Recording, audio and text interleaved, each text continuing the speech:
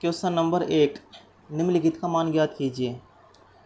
निम्नलिखित का मान ज्ञात कीजिए। अगर मैं 90 को 5 से डिवाइड करता हूँ, 18 पंजे 90, कितना आ जाएगा 18। यहाँ तक किसी बच्चे को कोई दिक्कत? मल्टीप्लाई कोस स्टार्ट। 78/6, 78/6 का मतलब कितना होता है? 13 छिका 78, 13 और 8 मतलब 7 का 1, 12 की 1 में मल्टीप्लाई करेंगे 12। 18 गुणा 25, और 18 गुणा 25 का मतलब होता है 450। क्वेश्चन नंबर 2, दो साइकिल चालक एम और एन 1500 मीटर के वृत्ताकार ट्रैक पर एक ही बिंदु से विपरीत दिशाओं में साइकिल चलाना आरंभ करते हैं। एम 18 किलोमीटर प्रति घंटा, एन 22 किलोमीटर प्रति घंटे की चाल से साइकिल चलाता है। उन्हें आपस में मिलने में कितना समय लगेगा? समय बराबर दूरी बटा चाल होता है। हमारे पास कितनी दूरी है? 1500 मीटर। चाल हमारे पास कितनी है? 18 किलोमीटर 1, 22 किलोमीटर 1, लेकिन विपरीत है। तो विपरीत में क्या होता है? चाल आपस में जुड़ जाती है। आर्डर तो 10 की 0 हासिल 1, 2 1 3 1 4। तो चाल कितनी आएगी? 40 किलोमीटर प्रति घंटा।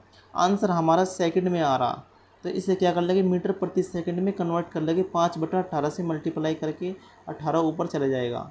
यहाँ तक किसी बच्चे को कोई दिक्कत? 0 से 0 काट दो भाई, 5 से काट दो, 5 से 15 30 बार, और 18 से 54, ये कितना आएगा? 540, और बटे में कितना है? 4, 4 एकन 4, 4 से 12 और 4 पंजे 20। तो 135 इस क्वेश्चन का आंसर आ जाएगा।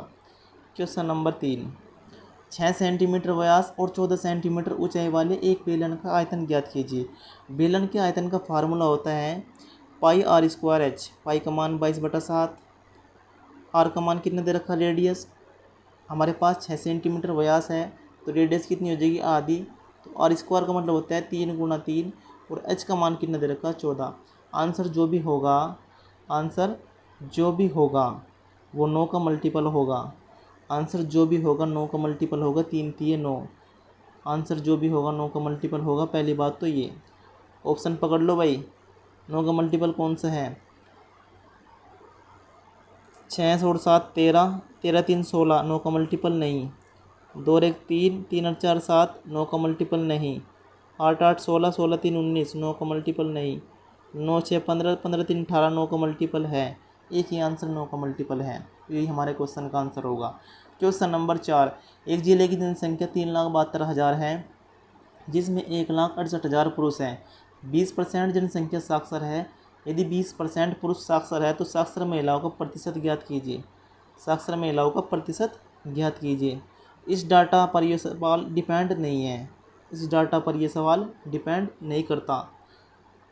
अगर हमारे पास टोटल जनसंख्या 20% साक्षर है, टोटल जनसंख्या 20% साक्षर है और 20% पुरुष साक्षर हैं, तो हमें इसे बैलेंस करना, तो महिला भी हमें 20% ही लेनी पड़ेगी। महिला भी हमें 20% ही लेनी पड़ेगी। तो इसका आंसर आ जाएगा 20%। क्वेश्चन नंबर 5, क्वेश्चन नंबर 5, जब संख्याओं 7807, 8022 और 8668 को सबसे बड़ी संख्या x से भाग दिया जाता है तो प्रत्येक स्थिति में समान शेषफल बचता है। x के अंकों का योग ज्ञात कीजिए। सबसे पहले x निकालते हैं, हाईएस्ट कॉमन फैक्टर, इनका डिफरेंस ले लेते हैं। 8022 में से 7807 को माइनस करो। 8022 में से 7807 जब मैं माइनस करता हूँ तब कितना आ जाएगा आंसर? 12 मतलब 7 गए 5, 12 मतलब 7 गए 5, और 1 का 1, और 10 मतलब 8 गए 2, तो 215, और 215 के अंकों का योग कितना होता है? 8। Question number 6, A B C किसी कार्य को क्रम से 15 दिनों, 30 दिनों, 40 दिनों में पूरा कर सकते हैं। ए पहले दिन कार्य करना शुरू करता है, ए और बी दूसरे दिन कार्य करते हैं तथा ए और सी तीसरे दिन कार्य करते हैं। यह पैटर्न कार्य पूरे होने तक दोहराया जाता है। कार्य कितने दिन में पूरा हो जाएगा? टोटल कार्य इन तीनों का एलसीएम लिस्ट कॉमन मल्टीपल कितना आ जाएगा? 120। इनका एलसीएम कितना आ जाएगा? 120। एलसीएम आएगा 120 इन तीनों का। तो इनकी एफिशिएंसी कितनी आ जाएगी? 15 × 120। एफिशिएंसी कितनी आ जाएगी? इनकी एफिशिएंसी आ जाएगी 15 × 120, 30 चौका 120 और 40 × 120, ये तीनों की एफिशिएंसी आ गई। अब क्वेश्चन में क्या बोला, ए पहले दिन कार्य करता है, तो अगर ए पहले दिन कार्य करेगा तो कितना कार्य करेगा, 8 एक दिन में। ए और बी दूसरे दिन कार्य करते हैं, ए और बी 8 और 4 12, कितना कार्य कर लगे, 12, ये कर लगे दूसरे दिन में। उसके बाद ए और सी तीसरे दिन कार्य करते हैं, ए और सी 8 और 3 11, ये कितना कार्य करेंगे, 11 तीसरे दिन, कितना कार्य कर लेंगे, 11। तो कहने का मतलब मेरा ये है 3 दिन में कितना कार्य हो जाएगा, 3 दिन में कार्य हो जाएगा 12 8 20 और 11 31, 3 दिन में 31 कार्य हो जाएगा। हमें कार्य के आसपास तक पहुंचना, 120 के आसपास तक। तो 4 से मल्टीप्लाई इधर कर दो, 4 से मल्टीप्लाई इधर कर दो, तो 4 × 3 = 12 और ये क्या कह रहा, 31 चौका 124। तो 12 दिन में कितना कार्य हो रहा है, 124 कार्य। तो हमें 120 कराना, तो 4 माइनस इधर से कर दो, 4 माइनस इधर से कर दो। और अंत में कार्य कौन कर रहा, ए और सी, कितना कार्य कर दे, 11। तो इधर कितना आ जाएगा, 120, और इसमें से जब माइनस करूँगा तो 11 और 11 में 4 गए 7, तो 7/11। तो 11 से 7/11 इस क्वेश्चन का आंसर आ जाएगा, जो कि ये रहा क्वेश्चन नंबर 7। जब संख्या 8651, 8018, 7807 को सबसे बड़ी संख्या x से भाग दिया जाता है तो प्रत्येक स्थिति में समान शेषफल होता बचता है। x का मान ज्ञात कीजिए।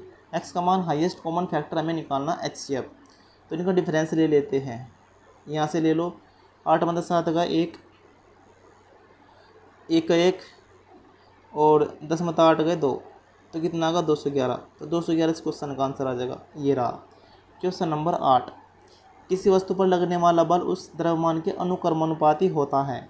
जो बल है 10 न्यूटन, वो किसके अनुक्रमानुपाती है, द्रव्यमान के, अर्थात 2 के। यहाँ तक किसी बच्चे को कोई दिक्कत। 5 kg द्रव्यमान वाली वस्तु को गतिमान रखने के लिए, 5 kg द्रव्यमान वाली वस्तु को गतिमान रखने के लिए न्यूटन बल की आवश्यकता बतानी, अर्थात n का मान बताना। 2 × 5 = 10, और जब 5 इधर चल जाएगा तो n का मान कितना आ जाएगा, 25। तो 25 इस क्वेश्चन का आंसर आ जाएगा, जो कि ये रहा क्वेश्चन नंबर 9। एक कक्षा के 26 विद्यार्थियों की औसत आयु 43 वर्ष है। यदि शिक्षक की आयु भी सम्मिलित कर ली जाए तो संपूर्ण समूह की औसत आयु 44 वर्ष हो जाती है। शिक्षक की आयु ज्ञात कीजिए। कक्षा के 26 विद्यार्थी हैं, इनकी औसत आयु क्वेश्चन के अकॉर्डिंग 43 वर्ष दे रखी, और शिक्षक की आयु अगर हम सम्मिलित कर लें तब कितनी आयु हो जाए, 27। अब औसत आयु कितनी हो जाएगी, 44। कितनी बढ़ जाएगी, 1 बढ़ जाएगी। ये किस पे बढ़ेगी, बढ़ेगी 27 पे। पहले कितनी थी, 43, अब बढ़ कर कितनी होगी, 27 का 27। तो टोटल आंसर कितना आ जाएगा, 7 और 3 10, 4 2 6 1 7।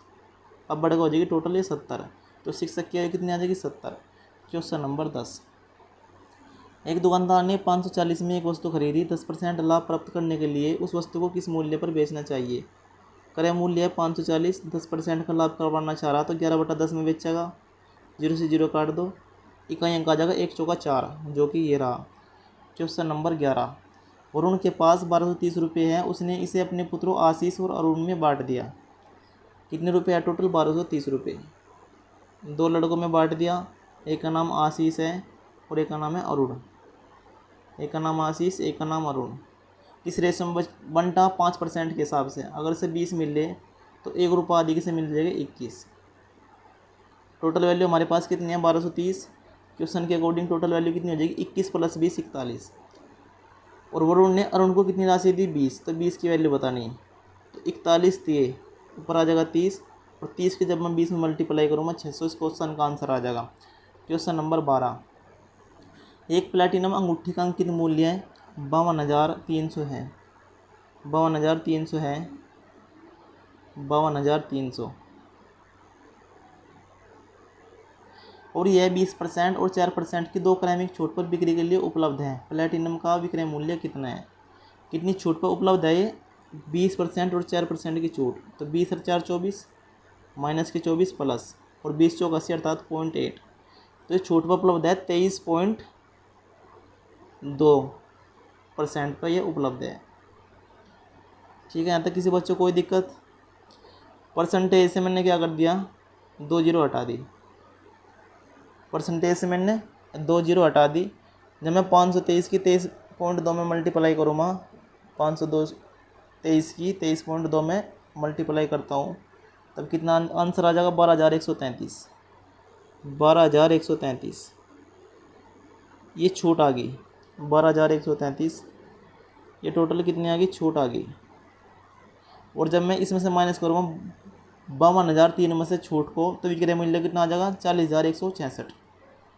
क्वेश्चन नंबर 13, वार्षिक साधारण ब्याज के समान दर पर राकेश 5400 की राशि का निवेश करता है, शिवम 10,200 की राशि का निवेश करता है। यदि 4 वर्ष के अंत में शिवम को राकेश से 400 से अधिक ब्याज प्राप्त होता है तो वार्षिक ब्याज की दर ज्ञात कीजिए। जो राकेश है और शिवम है, शिवम कितना मूलधन अधिक प्राप्त कर रहा, 10,200 मतलब 5400 घटा दो, कितना आ जाएगा भाई, यह आ जाएगा 0,0,12 मतलब 4 गए 8, 4800 आ जाएगा। ये कितना आ जाएगा, 4800। और 4 वर्ष के हिसाब से 1% के हिसाब से कितने ब्याज बनना, 4 8 32, हासिल 3 4 चौक 16 3 19, 119 का ब्याज बनना 1% के हिसाब से। तो 192 रुपये का ब्याज कितने परसेंट के हिसाब से बन जाएगा, 16 16 और 16 दूनी 32, 16 3 48 और 30/12 का मतलब होता है 2.5%। क्वेश्चन नंबर 14, एक कार 1 घंटे तक 60 किलोमीटर प्रति घंटे की चाल से चलती है, 2 घंटे तक 70 किलोमीटर प्रति घंटे की चाल से चलती है, 5 घंटे तक 50 किलोमीटर प्रति घंटे की चाल से चलती है। कार की औसत चाल ज्ञात कीजिए। चाल बराबर दूरी बटा समय होता है। 1 घंटे में कितनी किलोमीटर जाएगी, ये जाएगी 1 घंटे में 60 किलोमीटर। 2 घंटे में जाएगी 70 दूनी 140 किलोमीटर। और बाकी 5 घंटे में कितनी जाएगी, 5 की 50 में मल्टीप्लाई करेंगे, 5 5 25 250। टोटल डिस्टेंस कितनी आ गई, 25 और 14 390 और 60 450, ये टोटल डिस्टेंस आ गई। और समय कितने ले रही, चाल बराबर दूरी बटा समय। 1 घंटा 1, 2 घंटे 1, 2 1 3 और 3 5 8 घंटे। 450 को 8 से डिवाइड करता हूँ तो कितने आ जाएगा, 8 5 40 और 8 से 48, तो 56 पॉइंट समथिंग इसका आंसर आ जाएगा, जो कि ये रहा।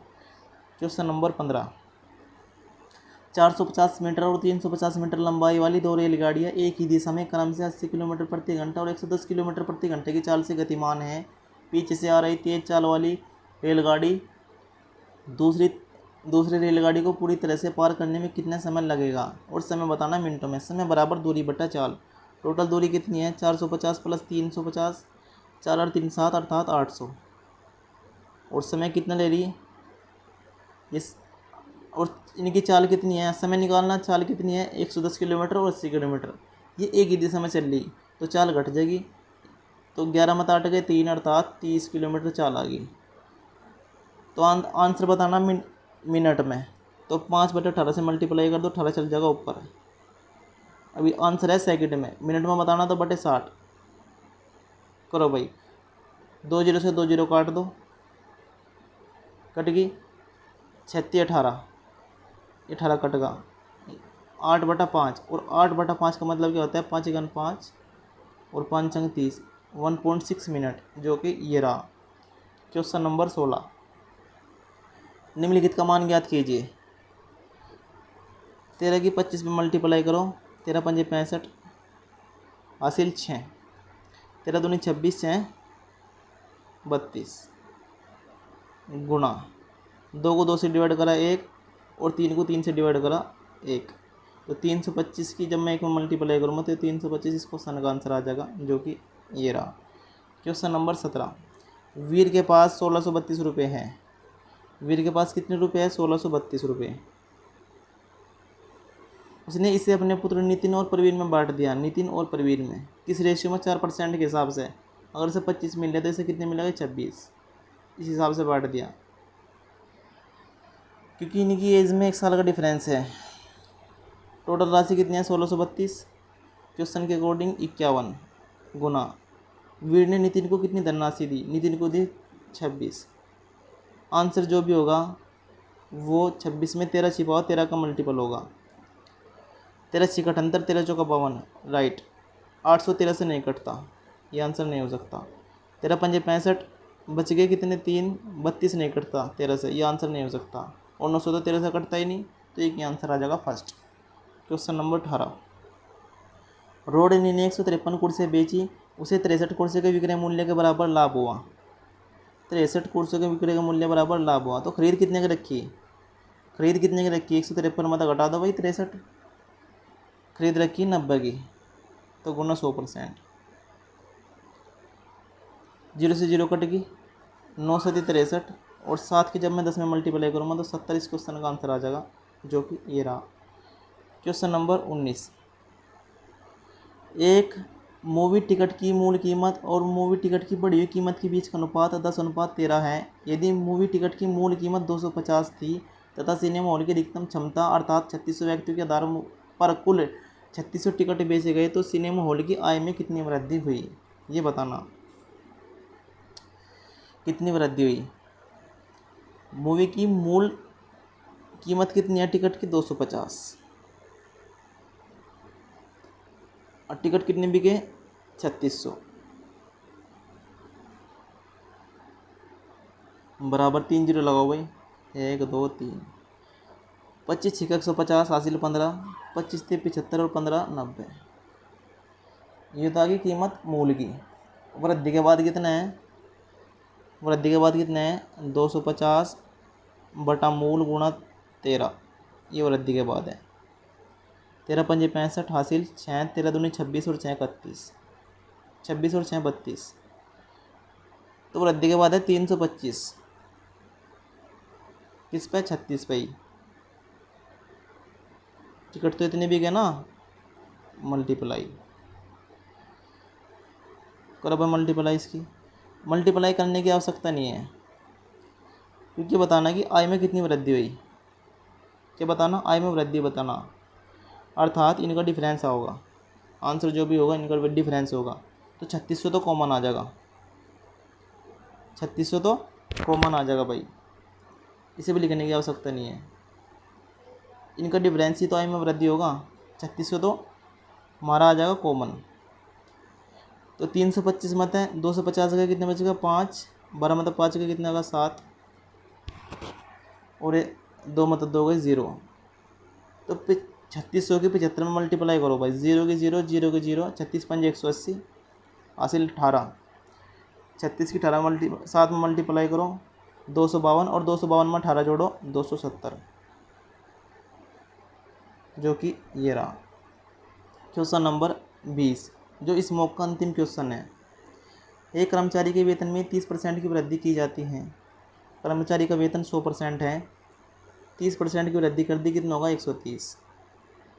मूल वेतन पर वापस लाना है, तो रिवर्स रेशो में चेंज कर दो, 13:10। कि नए वेतन में कितने प्रतिशत की कटौती करनी पड़ेगी? कटौती कर दो 3 की, 13 मतलब 10 गए 3, किस पे? 13 पे, तो गुना 100%। 300 को जब मैं 13 से डिवाइड करूँगा कितना आंसर आ जाएगा? 23.08, इस क्वेश्चन का आंसर आ जाएगा। Thank you.